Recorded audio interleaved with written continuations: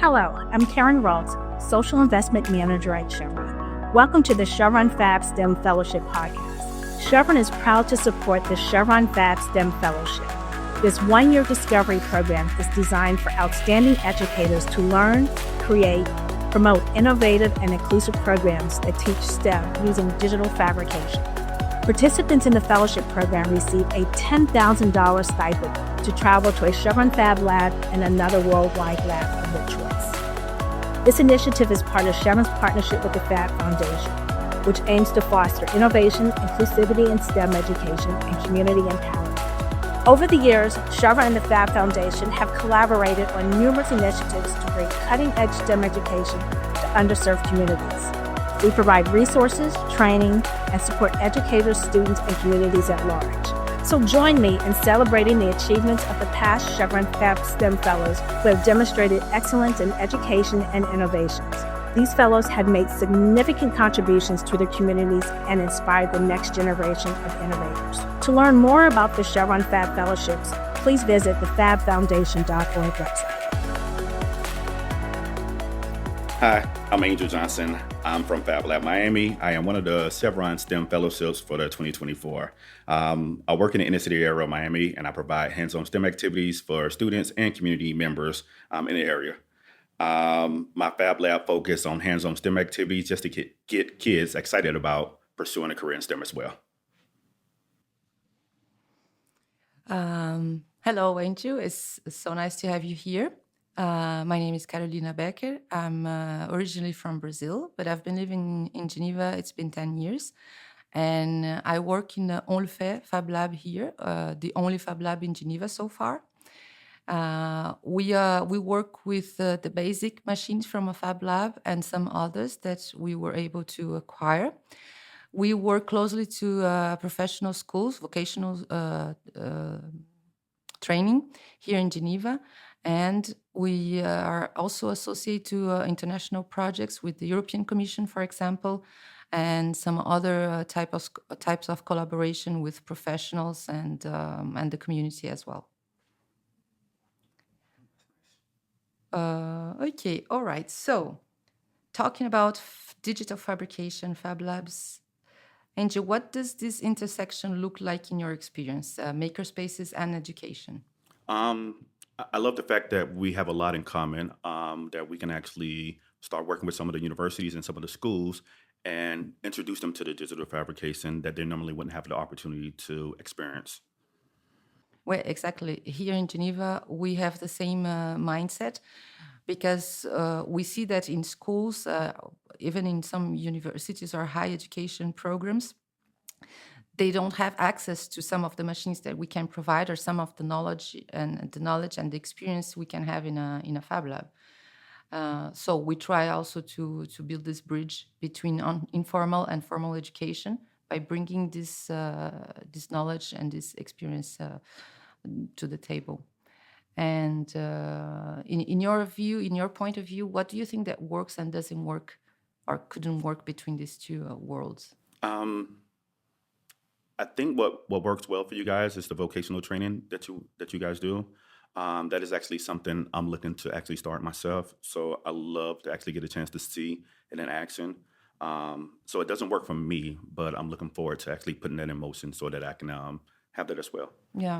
Yeah, because actually this is, as I told you before, but this is very, very specific and very big here in Switzerland, the vocational training part of the educational system. Because the school is based, the whole school system is based on hands-on and becoming a professional as soon as you have the tools to do it. That's why we think we can be a good asset to this educational system, but still a lot of work to do.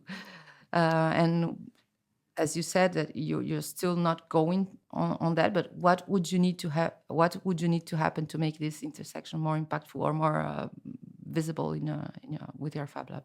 So I think it's just to continue to get your insight on how you run your vocational program and being able to stay in touch continually so that like if I have any questions, like you were there to answer them for me.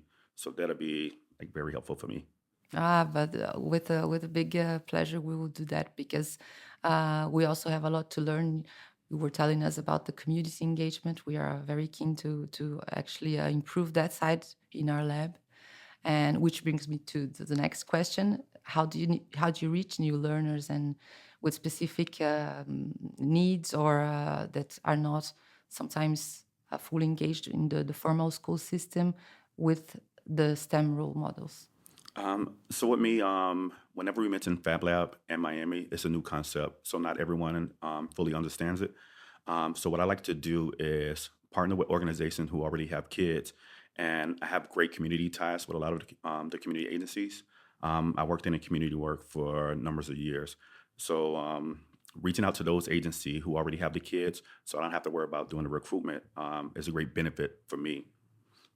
That is great, because this is also, as I told you, a small problem for us is to try and reach the teaching community. Sometimes they are a bit suspicious about what we do. That they always ask, for example, one of the examples about security. All the machines, are they secure for kids? Are they not secure for youngsters? How do we work on that? And it's a long work that we have to do with them to show really everything that is possible with a Maker Lab and with the machines that we have.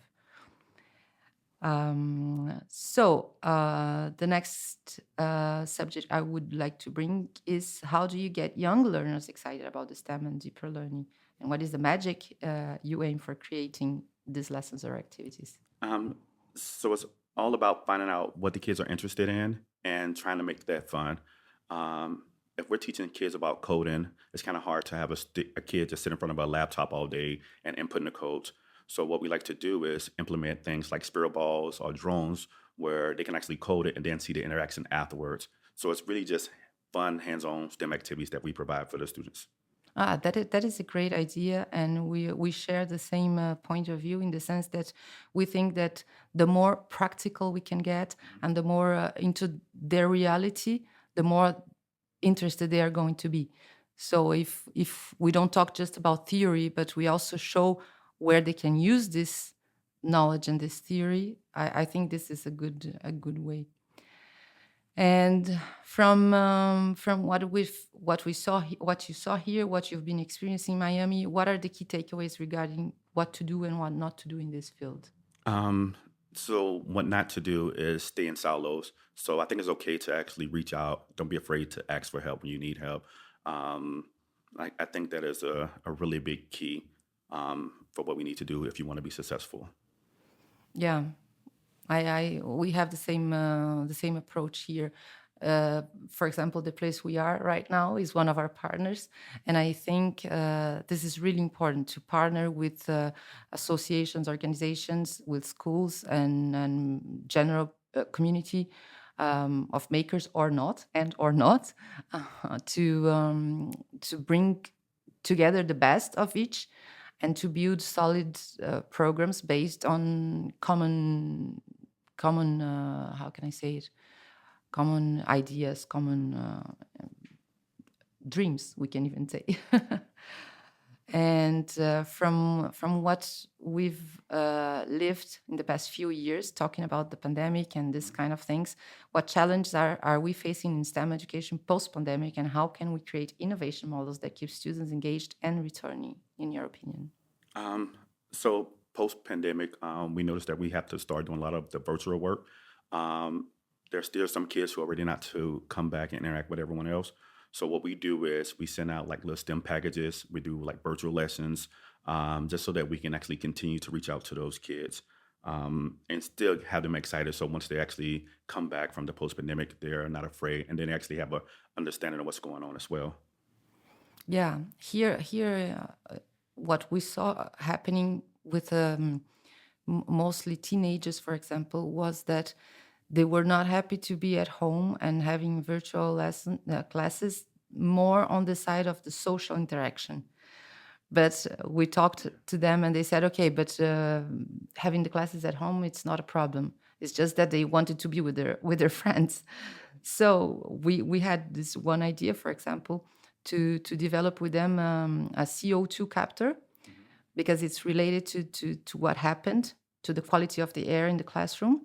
And then they got excited because then they say, okay, this is a really useful thing that we can do. So the capture shows when the level of CO2 rises, and then they have to open the windows and everything. So it brings again what we said, brings again the theory and what we imagine in our heads to reality, to a useful thing that can be done. So I think this is very stimulating. Okay, so I want to say thank you, Carolina, for all the hosts that you and the Geneva Fab Lab provided for me. I really appreciate it. I also want to give a special thanks to Chevron and their generous support of the Chevron Fellowship the Chevron FAB STEM Fellowship. So it's goodbye until next time. Goodbye until next time, and let's keep on the collaboration going. Yes, thank you.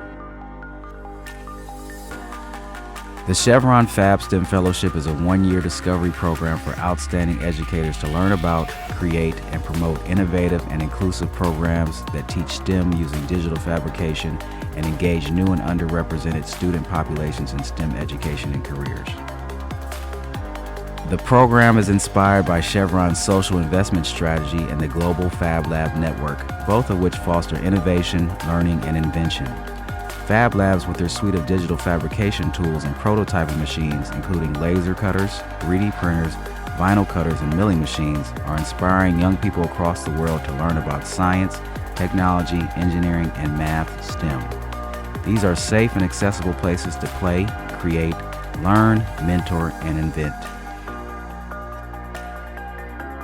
The fellowship awards a stipend of $10,000 to each selected educator to use toward creating and disseminating new, inclusive practices in STEM education and hands-on impactful making. The fellows will visit a few Fab Labs of their choice anywhere in the world to learn, to reflect, to co-create new curriculum and disseminate new practices. Their work will be published in podcasts, online blogs, and through talks and presentations at conferences and educational events over the coming year. For more information about this podcast series and the Chevron FAB STEM Fellowship Program, please reach out to us at cvxfabstem@fabfoundation.org.